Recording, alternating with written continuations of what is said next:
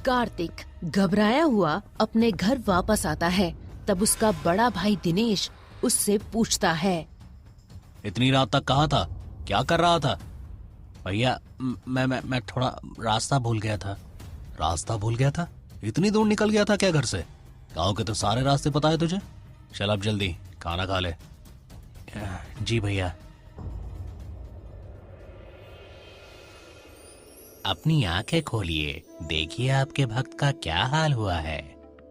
क्या हुआ नारद जी, विस्तार पूर्वक बताएं। प्रताप, तूने कार्तिक से बात की है क्या? नहीं भैया, मैं कई बार उसे बुलाने के लिए घर गया लेकिन वो मुझे घर पर मिला नहीं।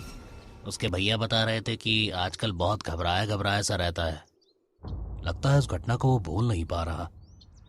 मुझे भी यही लग रहा है। वैसे भी वो तो है ही शुरू से डरपोक। हाँ वो तो है, लेकिन मैं सोच रहा था कि अगर वो साथ आ जाता तो चारों फिर से बैठ कर एक घूंट लगा लेते। हाँ तुम्हारी बात भी सही है। तुम एक काम करो, तुम संजीव को बताओ, आज मैं उसे लेकर ही आता हूँ। कहाँ मिलोगे? वहीं शमशान के पास। शमशान के पास तो वो नहीं आएगा दोबारा, फिर भी मैं कोशिश करूंगा उसे लाने की। प्रताप वहाँ से चला जाता है और कार्तिक को ढूंढते ढूंढते ही नदी के किनारे पहुँच जाता है। अच्छा तो तुम यहाँ चुप कर बैठे हो। प्रताप, तुम यहाँ क्यों आए हो? चले जाओ यहाँ से। अरे क्यों इतनी छोटी सी बात को दिल में लेकर बैठा हुआ है? जो हो गया सो हो गया, गलती हमारी ही थोड़ी ना थी। तुझे ये छोटी सी बात लग रही है? गौ हत्या लगी है हम सबको। ये सब फिजूल की बातें हैं, और हमने नहीं मारा उस गाय को। चल, विनोद ने बुलाया है आज, फिर से वहीं बैठक जमाएंगे। और जब से उसकी कुटिया में आग लगी है, किसी ने भी उस अघोरी उल्लास ठाट को नहीं देखा। प्रताप कार्तिक के लाख मना करने के बाद भी उसे अपने साथ ले जाता है। कार्तिक जब शमशान के पास पहुंचता है तो उसे वहां विनोद और संजीव पहले ही बैठे मिलते हैं। छोड़ यार पुरानी बातों को, 1 हफ्ता हो गया है। आज अमावस की रात है, सारी रात पियेंगे बैठकर। तुम लोगों को जरा भी डर नहीं लगता? यहाँ से 200 मीटर की दूरी पर ही होगा उस अघोरी उल्लास ठाट का घर। दिमाग खराब मत कर, बार बार क्यों उसका नाम ले रहा है? ठीक है, तुम लोग पियो, मैं नहीं पीने वाला। रात के 12 बजे तक विनोद, संजीव और प्रताप शराब पीते हैं और बीच बीच में कार्तिक का मजाक उड़ाते हैं। तभी एक बहुत ही भयंकर हुंकार आती है। तुमने सुना वो? अरे तेरा वहम है, कुछ नहीं है। तभी उन लोगों की तरफ कोई बहुत ही तेज रफ्तार से दौड़ता हुआ आता है। उन्हें कुछ भी दिखाई नहीं देता सिवाय एक लाल रंग की चीज के उनके पास आती हुई। कार्तिक ये देखकर ही दौड़ लगा देता है। लाल रंग की चीज एक गाय की पूंछ में लगी आग होती है, जो हुंकार भरती हुई सीधा उन लोगों के पास आती है। अरे ये तो वही गाय है। और वो भूतिया गाय दौड़ते हुए अपने सींग प्रताप की छाती में गाड़ देती है। विनोद और संजीव अपनी जान बचाकर वहां से भागते हैं। वो गाय दौड़ दौड़ कर उनके पीछे जाती है और दोनों को भगा भगा कर मारती है और इतनी तेज हुंकार भरती है जो सारे गांव में सुनाई देती है। कार्तिक अपने घर के सामने पहुंचकर जोर जोर से कहता है, दरवाजा खोलो भैया, दरवाजा खोलो। दिनेश गुस्से में दरवाजा खोलता है और कहता है, ये कोई आने का समय है? क्या कर रहे थे इतने समय तक? भैया मुझे डर लग रहा है, मुझे बचा लीजिए।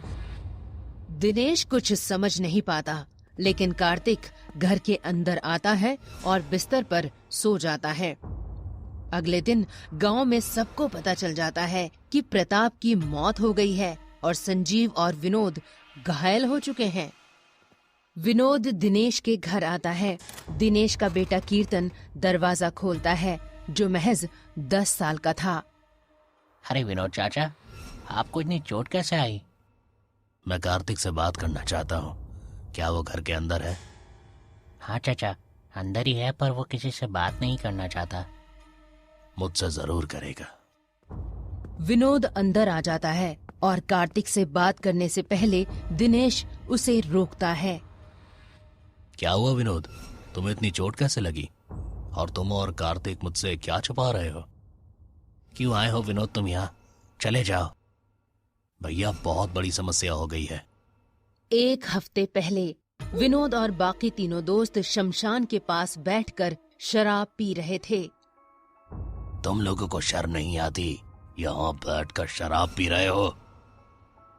अरे अघोरी बाबा, जाओ अपना काम करो ना। अरे मुझे लगता है इन बाबा को खुद एक घूंट की जरूरत है, बस कह नहीं पा रहे हैं। अरे शर्माइए मत अघोरी महाराज, लगा लीजिए एक घूंट महादेव के नाम का। महादेव के नाम से? महादेव के नाम से शराब पीना क्या तुम लोगों को शोभा देता है? महादेव जगत के स्वामी है, उनकी तुलना तुम स्वयं से कर रहे हो, वो भी शराब पीकर। अरे भगवान की भक्ति आप भी करते हैं, हम भी करते हैं, सबके अपने अपने तरीके, फिर क्यों परेशान हो रहे हैं? ये भी हमारे लिए गंगा जल ही है। अघोरी उल्लास ठाट थोड़े क्रोध में आते हैं, फिर थोड़ा शांत होकर, शायद तुम सही कह रहे हो, ये गंगा जल ही है। और कुछ मंत्र बोलकर वहाँ से चले जाते हैं। यार इसका स्वाद कुछ ज्यादा अच्छा नहीं लगा। हाँ सही कह रहा है। अरे लेकिन वो शराब नहीं है, ये सच में गंगा जल बन चुका है। अरे लेकिन ये शराब नहीं है, ये सच में गंगा जल बन चुका है। मेरा नशा भी उतर रहा है, तुम लोगों का नहीं? प्रताप एक एक बोतल को चक्कर देखता है। ये सब उस अघोरी उल्लास ठाट ने किया है, मैं उसे छोड़ूंगा नहीं। वो चारों उसकी कुटिया में चले जाते हैं, लेकिन वहाँ अघोरी कहीं भी दिखाई नहीं देता। शराब में झूमते हुए विनोद पास ही जल रही लकड़ी पर गिर जाता है और उसका पैर जल जाता है। मैं इस अघोरी उल्लास ठाट को नहीं छोड़ूंगा। वो आग को उठाता है और उसकी झोपड़ी में लगा देता है। थोड़ी दूर जाकर वो लोग उसकी कुटिया को जलता हुआ देखते हैं। तभी कुटिया में से एक बहुत भयंकर हुंकार आती है, एक गाय की, जो कुटिया में एक खूंटी से बंधी हुई थी। ये तो एक गाय की आवाज है, मतलब उस कुटिया में एक गाय भी बंधी हुई है। अरे पागल हो गया है, कहाँ जा रहा है? आग इतनी भयंकर हो गई है कि तू भी जल जाएगा इसमें। लेकिन वो गाय, उसका क्या होगा? आज का सीन। हे भगवान, ये तो तुम लोगों ने बहुत ही बुरा किया। अब तो तुम्हें महादेव ही बचा सकते हैं। हाँ भैया, अब हमें लगता है महादेव ही बचा सकते हैं। इस पूरे गांव में आपसे बड़ा महादेव का कोई भक्त नहीं। आप ही कोई उपाय बताइए। हिमालय का सीन। ये तो बहुत बुरा हुआ। अब उल्लास ठाट अपना प्रतिशोध लेके ही मानेगा। उसने अपनी दिव्य शक्तियों से अमावस के दिन अपनी गौ की आत्मा को उन चारों की मृत्यु के लिए पुनः आमंत्रित किया है। और ये मेरा भक्त दिनेश अपने भाई की रक्षा के लिए मुझसे प्रार्थना कर रहा है। अब क्या होगा प्रभु? मैं उस गांव में जाकर उस गांव के लोगों की रक्षा करूंगा, परंतु उस गाय को अपना प्रतिशोध लेने का पूरा अधिकार है।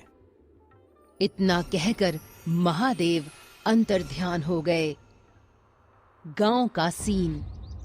अगली रात वो गाय फिर से अपनी पूंछ में आग लगाए उन तीनों को ढूंढती हुई दौड़ती भागती हुंकार लगाती चली जाती थी। जैसे ही वो किसी मासूम को चोट पहुंचाने वाली होती है, महादेव उसके सामने प्रकट हो जाते हैं और वो अपना रास्ता बदल देती है। संजीव चिल्लाता हुआ कार्तिक के पास आता है, जो अपने गांव के कुएं के पास अपने भतीजे कीर्तन के साथ पानी भर रहा था। ये भूतिया गाय आज रात को फिर से आ गई है। कार्तिक भाग, उसने विनोद को मार डाला है और अब वो मेरे और तेरे खून की प्यासी है। कार्तिक ये सुनता है और उसके हाथ से बाल्टी छूट जाती है और वो भी भागने लगता है। भागते भागते कार्तिक देखता है कि उसके पीछे वो भूतिया गाय आ रही है, हुंकार मारती हुई। वो गाय संजीव को भी एक पेड़ के पास ले जाकर उसकी छाती में सींग गाड़ देती है। कार्तिक तभी देखता है कि वो गाय भागते हुए उसके पीछे आ रही होती है और वो उसे सींग मारने ही वाली होती है कि तभी उसके बीच कीर्तन आ जाता है और उसके सीने में उस गाय के सींग धंस जाते हैं। तभी महादेव वहां प्रकट हो जाते हैं। कार्तिक डर के मारे अपने घर की ओर भाग जाता है। महादेव क्रोध में आ जाते हैं और उस गाय पर हाथ फेर देते हैं और वो वहीं जलकर भस्म हो जाती है। गजब हो गया भैया, भाभी उस भूतिया गाय ने कार्तिक को मार डाला। दिनेश ये सुनकर चीख उठता है और दिनेश की पत्नी बेहोश हो जाती है। तभी महादेव वहां प्रकट होते हैं कीर्तन का रूप लेकर। आंखें खोलो माँ, मैं कहीं नहीं गया। देखो मैं तुम्हारे साथ ही हूँ, यहीं खड़ा हूँ। कीर्तन की माँ आंखें खोलती है। मेरे बेटे, मेरे लाल, तू कहाँ चला गया था? मैंने जब सुना कि उस गाय ने तुझे सींग मार दिए तो मैं कितनी घबरा गई थी। बेटा, मुझे छोड़कर कभी मत जाना। लेकिन ये कैसे हो सकता है? मैंने तो खुद उस गाय को देखा था तुम्हें सींग मारते हुए। अरे चाचा, तुमने जरूर डर में ऐसा देख लिया होगा। वो गाय जैसे ही मुझे सींग मारने वाली थी, मैं उसके सर पर चढ़ गया था। उसके बाद तुमने तो पीछे मुड़कर देखा ही नहीं कि मैं उस गाय के साथ क्या कर रहा हूँ। तुम तो सीधे आकर घर भाग गए। ठीक है बेटा, अब तू अंदर आकर खाना खा ले।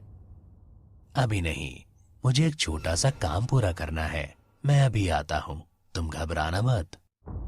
नहीं बेटा, मैं तुझे बाहर नहीं जाने दूंगी। पता नहीं वो गाय क्या करे। नहीं माँ, तेरे बेटे पर महादेव की कृपा है, उसका कोई बाल बांका नहीं कर सकता। इतना कहकर महादेव कीर्तन के घर से चले जाते हैं सीधे अघोरी उल्लास ठाट की कुटिया में। उल्लास ठाट, बाहर निकल। अघोरी उल्लास ठाट बाहर आ जाता है और कीर्तन के रूप में महादेव को पहचान लेता है। पलाश महादेव, आज मेरी तपस्या सफल हुई जो आप मेरे द्वार खुद आ गए। तूने एक नन्हे से बच्चे की जान ली है। तुझे ज्ञात नहीं है, तेरी गौ की आत्मा ने कीर्तन की हत्या की है।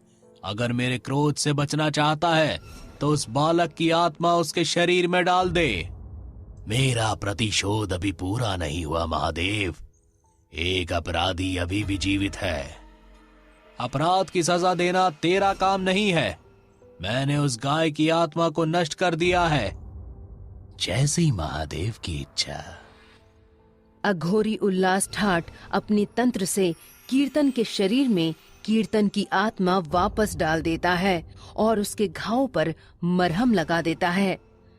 फिर अघोरी उल्लास ठाट महादेव को प्रणाम करता है और महादेव अंतर्ध्यान हो जाते हैं।